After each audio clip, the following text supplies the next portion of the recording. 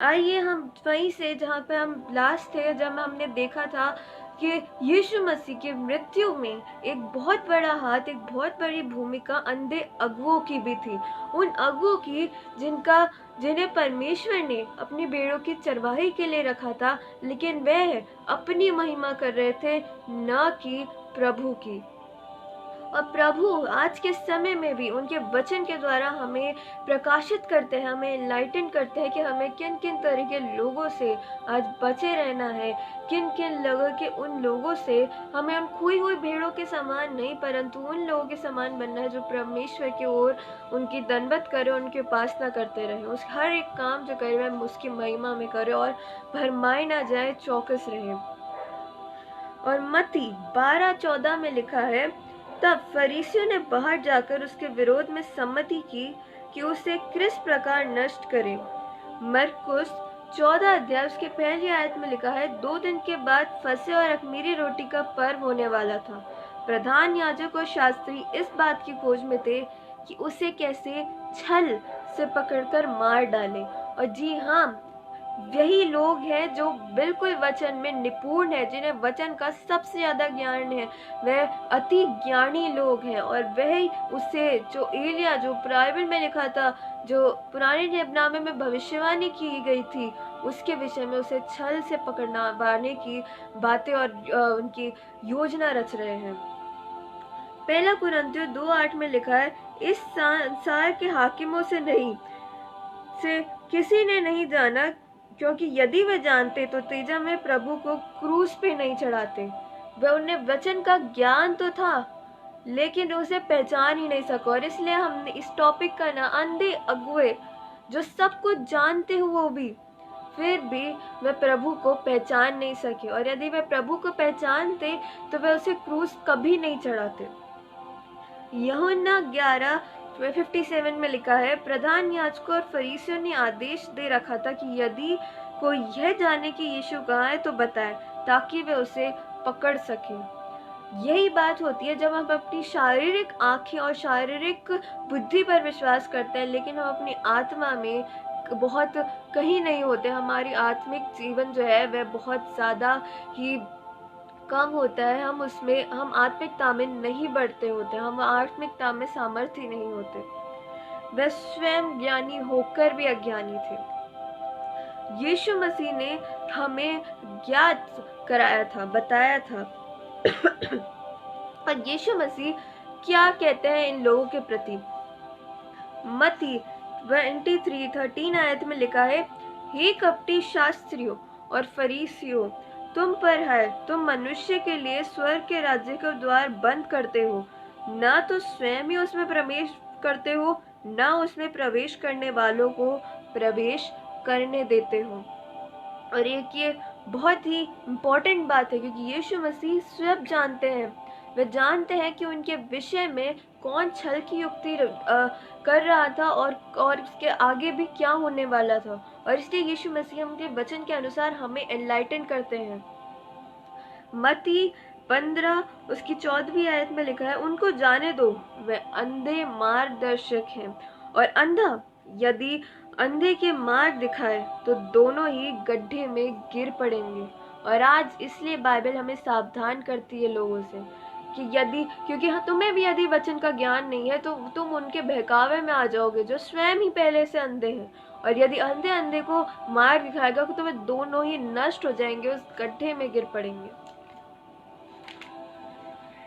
Bible हमें बताती है, हे कपटी शास्त्री और फरीसियों, तुम पर है, तुम विधवाओं के घरों को खा जाते हो और दिखाने के लिए बड़ी देर तक प्रार्थना करते रहते हो, इसलिए तुम्हें अधिक दंड मिलेगा।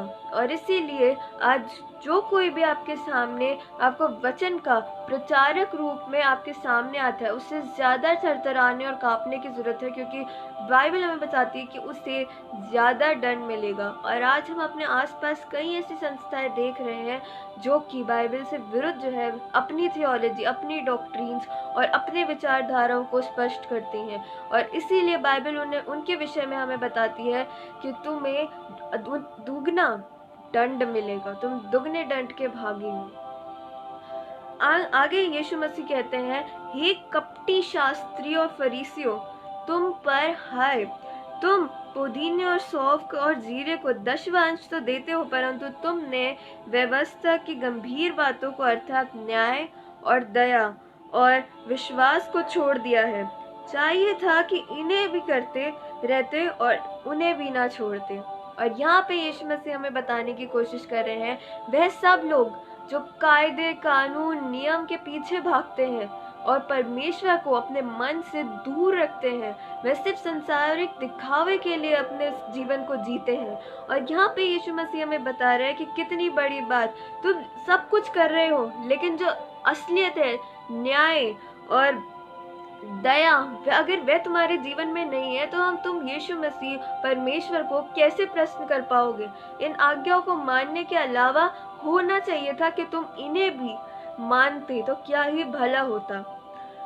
आगे वे ये कहते हैं, पहला कुरिन्थियों, बाइबल हमें बताती है, प्रेरित पौलुस जो है वे कह रहे हैं, पहला कुरिन्थियों 14 अध्याय उसकी 37 आयत में, यदि कोई मनुष्य आपको भविष्यवक्ता जाने या आत्मिक जन समझे, तो यह जान ले कि बातें मैं तुम्हें लिखता हूँ वह प्रभु की आज्ञा है, परंतु यह कोई न माने तो उसकी भी ना मानना। और इसलिए प्रेरित पौलुस भी हमें यहाँ पे एनलाइटन कर रहे हैं कि हमें आज किन लोगों से सावधान हो जाने की जरूरत है। कई लोग पूछते हैं कि हम कैसे भरमाए जाते हैं, हम कैसे खुद को भरमाने से रोकें। तो इसीलिए बाइबल वचन हमें बताता है कि वचन के अनुसार ही, क्योंकि यह वचन परमेश्वर की प्रेरणा से दिया गया है, परमेश्वर के दूतों के द्वारा दिया गया है। और यदि कोई इसमें से एक चीज भी उलट फेर करके हमें बताए, तो उसकी ना मानना, उसके पीछे ना चलना, चाहे उसकी जितनी भी फैन फॉलोइंग हो, चाहे उसकी जितने भी भक्त हो। लेकिन यहाँ पे वचन हमें असावधान करता है कि तुम उसकी ओर ना जाना, तुम अपने वचन पर अटल खड़े रहना, और प्रभु खुद का नहीं, प्रभु के वचन पर अटल खड़े रहना। मत्ती 23 उसकी 5th आयत में लिखा है, वे अपने सब कामों को दिखाने के लिए करते हैं, वे अपनी ताबीजों को चौड़ा करते हैं और अपने वस्त्र की कोरे बढ़ाते हैं, और भोज में मुख्य मुख्य स्थान और सभा में मुख्य मुख्य आसन, बाजारों में नमस्कार और मनुष्य में रब्बी कहलाना उन्हें भाता है। और मनुष्य में रब्बी कहलाना उन्हें भाता। और आगे बाइबल हमें एक बात कहती है, परंतु तुम रब्बी ना कहलाना, क्योंकि तुम्हारा एक ही गुरु है और तुम सब भाई हो। और परमेश्वर हमें बताता है कि मैं पिता हूँ और बिना मेरे से ऊपर कोई नहीं, और तुम सबसे ऊपर मुझे रखना, और किसी को भी यहाँ पे रब्बी ना कहना कि हम किसी और के भक्त नहीं, परंतु सिर्फ और सिर्फ परमेश्वर के भक्त हो। यीशु मसीह द्वारा हमें सचेत करा जाना लोगों को। मरकुस 13 अध्याय के 5वीं आयत में लिखा है, चौकस रहो कि तुम्हें कोई भरमाने ना पाए। बहुतेरे मेरे नाम से आके खड़े होंगे, कहेंगे मैं वही हूँ, और बहुतोरों को भरमा देंगे। उस समय यदि कोई तुमसे कहे कि देखो मसीह यहाँ है, देखो वहाँ है, तो प्रतीति ना करना, क्योंकि झूठे मसीह और झूठे भविष्यवक्ता उठ खड़े होंगे और चिन्ह और अद्भुत काम दिखाएंगे कि यदि हो सके तो चुने हुओं को भी भरमा दे। पर तुम चौकस रहो, देखो मैंने तुम्हें सब बातें पहले ही से बता दी है। और यहाँ पे हमें एक बहुत बड़ा, जो हम आज देख रहे हैं, हम किस पे विश्वास करते हैं, वह जो अपने वचन को बहुत अच्छे से बोलता है, और दूसरी बात जो अच्छे और भयानक आश्चर्य कर्म करता है। और हम ये मान लेते हैं कि आश्चर्य कर्म करना सिर्फ और सिर्फ खुदा की ओर से शक्ति से हो सकता है, पवित्र आत्मा की शक्ति से हो सकता है, और इसीलिए वह तो प्रभु का ही बंदा है, बंदी है। और यहाँ पे बाइबल में चेतावनी के तौर पे हमें हमेशा सावधान करती है उन अंधे अगुओं से। और बाइबल जो है हमें ज्योति के रूप में हमारा मार्ग जो है वह ज्योतिमय करती है, ताकि हम इस वचन को लेकर हर इस संसार की दुष्टता से लड़ सके, उसके सामने खड़े रह सके, क्योंकि हम जानते हैं अंत का दिन निकट है। पहला यूहन्ना 2:18 में लिखा है, हे लड़कों, ये अंतिम समय है, और जैसा तुमने सुना कि मसीह का विरोधी आने वाला है, उसके अनुसार अब भी बहुत से मसीह विरोधी उठ खड़े हुए हैं। इससे हम जानते हैं कि यह अंतिम समय है। और इस आयत में हम एक वर्ड लेंगे, मसीह विरोधी। इसका अर्थ क्या है? मसीह विरोधी के दो अर्थ हैं, एक कि मसीह का विरोध करने वाला और एक दूसरा मसीह के अलावा, अर्थात वह कोई भी ऐसी वस्तु या फिर किसी व्यक्ति को मसीह के स्थान पर लाने की कोशिश करेगा। और आज जो संसार है, हम गॉड मानते हैं और संसार में अनेकों प्रकार के गॉड हैं। और हमें आज देखने की जरूरत है कि कई लोग God, hallelujah, praise the Lord कहते हैं और हमें नहीं पता कि वे किस गॉड के बारे में बोल रहे हैं। क्या उनका गॉड शैतान नहीं है? क्या उनका गॉड यीशु मसीह है? हम आज नहीं पता कर सकते, हम आज नहीं देख सकते किसी के बारे में। और इसीलिए हम कदम कदम पर आज संभलने की जरूरत है और सचेत रहने की जरूरत है। पहली बात यह कि यदि मसीह विरोधी अगर क्राइस्ट को नहीं जानता तो वो एंटी क्राइस्ट क्यों बनता? क्योंकि वह जानता है कि मसीह कौन है और इसीलिए वह हमें भरमाना चाहता है कि और दूसरा मसीह उसी के जैसा और मसीह के बिल्कुल वैसा ही होगा, लेकिन उसके काम में हमें पता चल जाएगा कि कौन है। और इसीलिए आज हमें उस सामर्थ्य की जरूरत है, उस पहचानने की, उस भेद करने की शक्ति की जरूरत है। 20वीं आयत में लिखा है, परंतु तुम्हारा तो उस पवित्र आत्मा से अभिषेक हुआ है और तुम सब कुछ जानते हो। मैंने तुम्हें इसलिए नहीं लिखा कि तुम सत्य को नहीं जानते, पर इसलिए कि उसे जानते हो और इसलिए कि कोई झूठ सत्य की ओर से नहीं। झूठा कौन है? केवल वही जो यीशु मसीह को होने से इनकार करता, और मसीह का विरोधी वही है जो पिता और पुत्र का इनकार करता है। जकरिया नबी की किताब में हमें ये मिलता है, उसका 10वां अध्याय उसके दूसरे वचन में वह हमसे कहते हैं, क्योंकि ग्रह देवता अनर्थ बातें कहते और भावी कहने वाले झूठा दर्शन देखते और झूठे स्वप्न सुनाते और व्यर्थ शांति देते हैं। इसके कारण लोग भेड़ बकरियों की तरह भटक गए और चरवाहे न होने के कारण दूर दशा में पड़े हैं। खोई हुई भेड़ें अर्थात कौन है? खोई हुई भेड़ें यहाँ पे हमें कहा गया है, हमें संबोधित किया गया है, क्योंकि हम जो है उन लोगों से जो झूठे भावी कहने वाले हैं, झूठे भविष्यवक्ता हैं, वे कहते हैं कि हमने आज स्वप्न देखा, स्वप्न, और हम उनकी बातों पर आज विश्वास कर लेते हैं, उनकी बातों में हाँ में हाँ मिलाते हैं, उन्हें बड़े ऊंचे पदों पर रखते हैं और उनकी जय जयकार भी करते हैं। और यहाँ पे वचन हमें सावधान करता है, ज्ञान रूपी एक किताब के समान हमेशा हमारे आगे हमारी ढाल बन के खड़ा होता है और हमें हमेशा प्रोटेक्ट करने की कोशिश करता है इन सब बातों से, क्योंकि इन सब का होना निश्चित है, लेकिन इन सब से बचना हमें वचन की ढाल में है। और हमें किसी नहीं चाहते थे कि तुम्हारे लिए क्या छोड़ दूं, और हम उन खोई हुई भीड़ के समान हैं, जो कि उस भीड़ के समान है जो यरूशलेम में परमेश्वर का हर्षोल्लास से स्वागत कर रही थी, अपने कपड़े बिछा रही थी, उन टहनियों को काट काट के बिछा रही थी और परमेश्वर के नाम की होसन्ना के नारे लगा रही थी। और कुछ समय बाद ही वह भीड़ उसे क्रूस दो के नारे लेकर चिल्ला रही थी। और जब हम बाइबल में पढ़ते हैं तब हमें यह देखने को मिलता है कि उन शास्त्री फरीसियों ने लोगों को और उभारा कि वह उसे यीशु मसीह को क्रूस दे।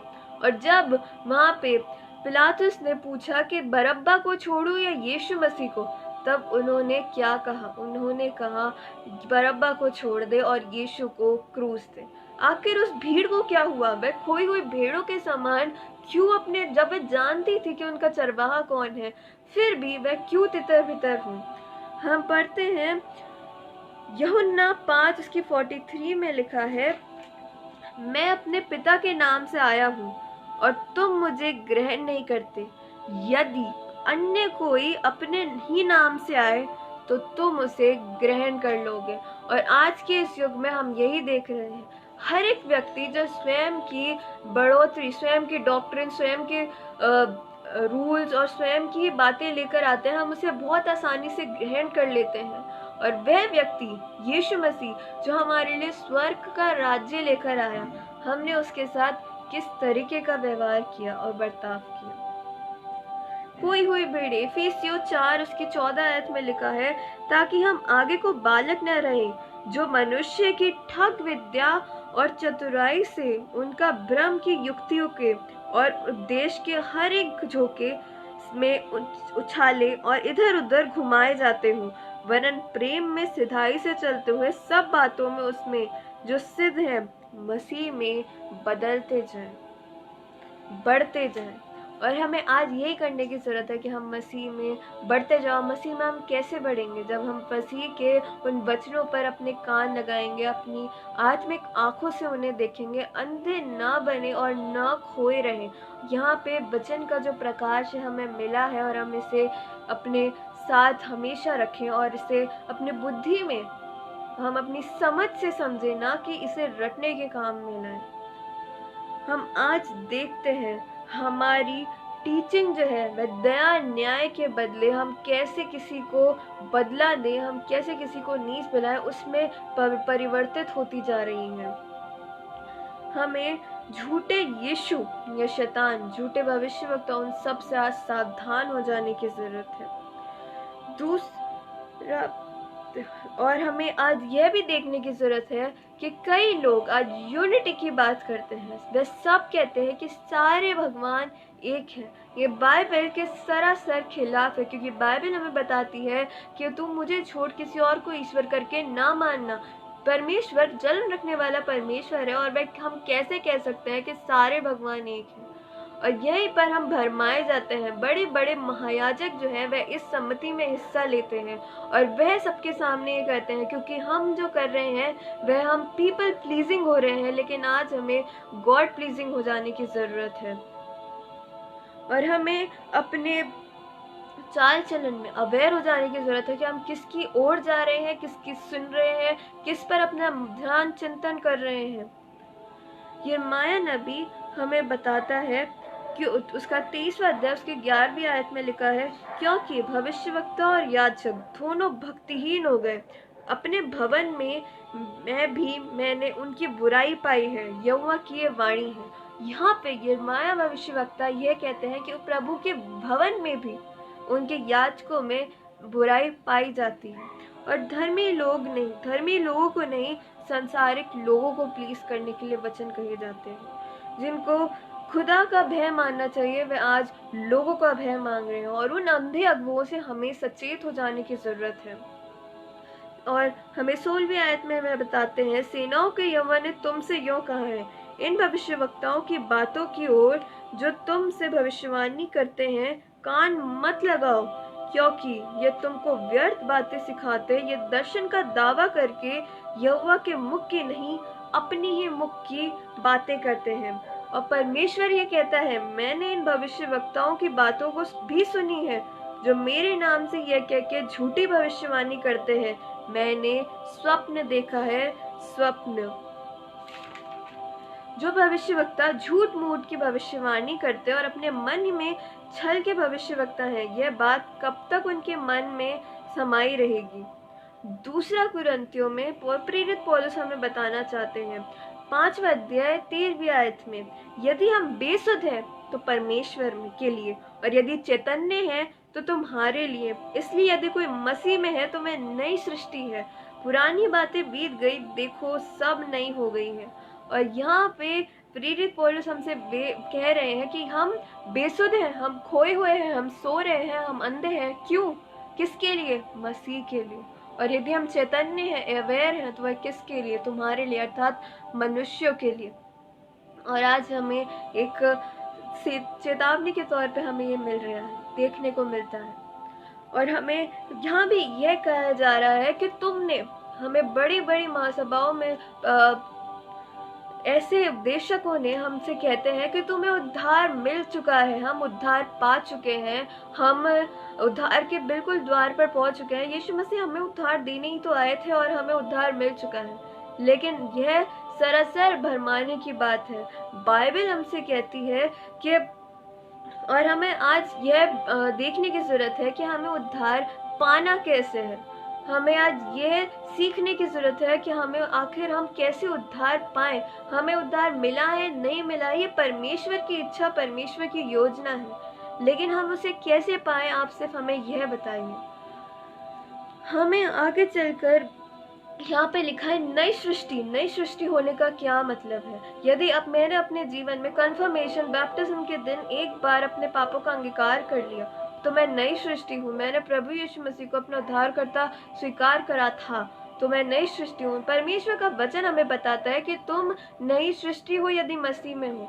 और इसे एक उदाहरण के तौर पर समझे तो एक सुअर जो है यदि उसके सामने कचरा रखे और अच्छी चीज रखे तो वह कचरे की ओर ही जाएगा। और यदि हम माने कि हम मसीह में हम नई सृष्टि हैं और फिर भी हम उस कचरे की ओर ही जाएं तो हम नई सृष्टि नहीं है, हम स्वयं को भरमा रहे हैं। और इसलिए वचन हमें बहुत जागरूक करने की कोशिश हमें करता है कि तुम यदि एक नई सृष्टि हो तो इन सबको नो कहना सीखो। उन खोई हुई भेड़ों के समान नहीं जिसको कोई सुध बुध नहीं है, वह बेसुध है कि उसका चरवाहा कहाँ है, वह कहाँ जा रहा है, कौन उसे लीड कर रहा है, बल्कि उन चैतन्य भेड़ों के समान बने जो जानता है कि हमारा चरवाहे का शब्द कहाँ पुकार रहा है, कहाँ हमें मुड़ना है और क्या करना है।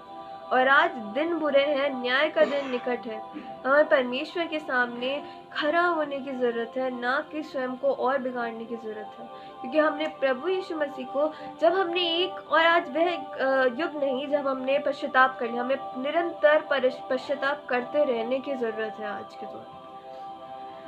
मलाकी 2 अध्याय 7वें वचन में लिखा है, क्योंकि याजकों को चाहिए था कि वह अपने होठों से ज्ञान की रक्षा करे और लोग उसके मुंह से व्यवस्था पूछे, क्योंकि वह सेनाओं के यहोवा का यही वचन है। इसलिए मैं भी तुमको सब लोगों के सामने तुच्छ और नीचा कर दूंगा, क्योंकि तुम मेरे मार्गों पर नहीं चलते वरन व्यवस्था देने में मुंह दिखा विचार करते हो। और हमें आज यहाँ पे संभल जाने की जरूरत है। झूठे प्रचारक दुगने दंड के भागीदार तो होंगे ही, और इसलिए डरते और कांपते हुए वचन को बोलें। और यदि आप वचन को बोल रहे हैं सच्चाई से प्रीच करें और सच्चाई से इसे माने भी और इस पे चलने की जरूरत है। हम देखते हैं कि हमारे यीशु मसीह हमें कहते हैं, उससे पहले बाइबल हमें बताती है मलाकी उसका पहला अध्याय 6वीं आयत में, पुत्र पिता का और दास स्वामी का आदर करता है। यदि मैं पिता हूँ तो मेरा आदर कहाँ है, और यदि मैं स्वामी हूँ तो मेरा भय मानना कहाँ है। सेनाओं के यहोवा तुम याजकों को से भी जो मेरे नाम का अपमान करते हो यही बात पूछता है। और यदि आज हमसे परमेश्वर इतनी बड़ी बात पूछ रहा है तो हम कहीं ना कहीं कमी है, और हमें आज भी कमी को पूरी करने की जरूरत है, ताकि हम उस न्याय के दिन यीशु मसीह परमेश्वर के सामने हालेलुया करते हुए जाएं और खुश होते हुए उनसे मिले। और यहाँ पे हमें एक और बात देखने की जरूरत है कि हमें यहाँ पे वी नो जीसस, लेकिन एक बात और, डिड जीसस नोज अस? खुद से ये सवाल पूछे और अपने जीवन में बदलाव लाएं, और उसी का सच्चा अर्थ निकलेगा मसीहत का। यदि हम अपनी सृष्टि हम स्वयं को नए नहीं कर रहे हैं तो हमारी मसीहत का क्या फायदा। और अपने आप को परखो और संसार से अलग रखो। हम बचाए गए हैं तो किसी भी हम क्यों कैसे बचाए गए हैं, हम कैसे स्वयं से ये फैसला लेते हैं? क्या हमने किसी के पीछे ये दोहरा दिया, क्या हमने किसी की प्रार्थना को दोहरा दी तो क्या हम बचाए गए हैं? बचाने का काम हमें प्रभु यीशु मसीह कर चुके हैं, और हमें यहाँ पर विश्वास और पश्चाताप करने की जरूरत है, ना कि किसी के पीछे बोलने की और अंधी भेड़ों की तरह वहां चले जाने की, चलते रहने की। क्योंकि हम एक नई सृष्टि बनने की जरूरत है। हम नए हुए हैं लेकिन हमें नए करने की और बनने की आज जरूरत है। और आज ये मत सुनिए कि हमने उद्धार पाया है, ये सुनिए कि हम उद्धार कैसे पा सकते हैं और हम कैसे वह इम्प्लाई कर सकते हैं, एग्जीक्यूट कर सकते हैं। क्योंकि सुनना सबने है, और लेकिन वह आत्मिकता के कान कुछ लोगों के ही खुले हैं। हमें आज पीपल प्लीजिंग को छोड़ के गॉड प्लीजिंग बन जाने की जरूरत है। और यदि आज की ही बात लूँ तो आज ही मैं एक वीडियो के क्रॉस आई जहाँ पे मसीहत और फैशन के बीच में एक डिबेट हो रही थी, और उसी के बाद एक और वीडियो आया जो मेरे सामने आया, वह था दानियल का। और सच में प्रभु की महिमा हो कि वह वीडियो में उस वीडियो में यह था कि दानियल ने अपनी वह नबूकदनेस्सर राजा के सामने कितना अच्छा भोजन था, सब के सब टॉप क्वालिटी के भोजन और वाइन थी, लेकिन उसने क्या करा? उसने से to know at a early age जब उसने वहाँ पे नो बोलने का कॉम्प्रोमाइज़ नहीं किया अपने परमेश्वर के साथ और अंत तक वह परमेश्वर का अति प्रिय पुरुष रहा। और आज हमें उसकी तरफ आज देखने की और उसकी तरह आज उसको अपना आइडल बनाने की ज़रूरत है। एज ए यूथ हम जानते हैं कि हम कितने प्रेशर में होते हैं, हमारे फ्रेंड सर्कल, हमारा सोशल ग्रुप हमसे कितना प्रभावित करता है। और वहीं पे वचन का ज्ञान, वचन रूपी ज्ञान हमें यहाँ पे बताता है, एक हमारे लिए मार्गदर्शक की तरह बन जाता है, जहाँ पे हमें कई ऐसे लोग मिलते हैं, दानियल जैसे लोग, कि हमें कैसे जीवन जीना है उसकी एक बहुत ही महत्वपूर्ण भूमिका बताते हैं। और उसे पढ़कर, उसे सुनकर जी हाँ आशीषित होते हैं हम। बाइबल में जब हम इसका पढ़ते हैं तब हम देखते हैं कि कई सारे जवान जो थे वह राजा ने उठाए थे, राजा ने बुलाए थे, और वहाँ पे उन लोगों ने कॉम्प्रोमाइज कर लिया था। शायद वे दानियल के लिए यह भी कह रहे होंगे कि क्या यही ज्यादा धर्मी बन रहा है, लेकिन उसने खुद उन पीपल के पहले गॉड को रखा। उन्हें हमेशा परमेश्वर को प्लीज करना पहले चाहा, और हम अंत तक देखते हैं कि परमेश्वर ने उसका साथ कभी नहीं छोड़ा, और उस भूखे सिंहों की मांद में भी उसके साथ उसके रक्षक की तरह वहां पे रहे। और यहाँ पे हमें देखते हैं कि यदि हमसे संसार से कॉम्प्रोमाइज करना भी पड़े तो कोई बुरी बात नहीं है परमेश्वर के नाम से। और हमें आज उसी को एक देखने की, उसी को निहारने की और उसी को अपने जीवन में उतारने की इम्प्लीमेंटेशन बहुत बड़ी चीज़ है। हम बहुत कुछ बोल सकते हैं, बहुत कुछ सुन सकते हैं, लेकिन यदि हमारी जीवन जो है वह नया नहीं हो पा रहा है, यदि हम फिर भी आज उन संसारिकता में ही हैं, तो हमारा जो वचन सुनना है, वचन बोलना है, वह सब के सब व्यर्थ ही है।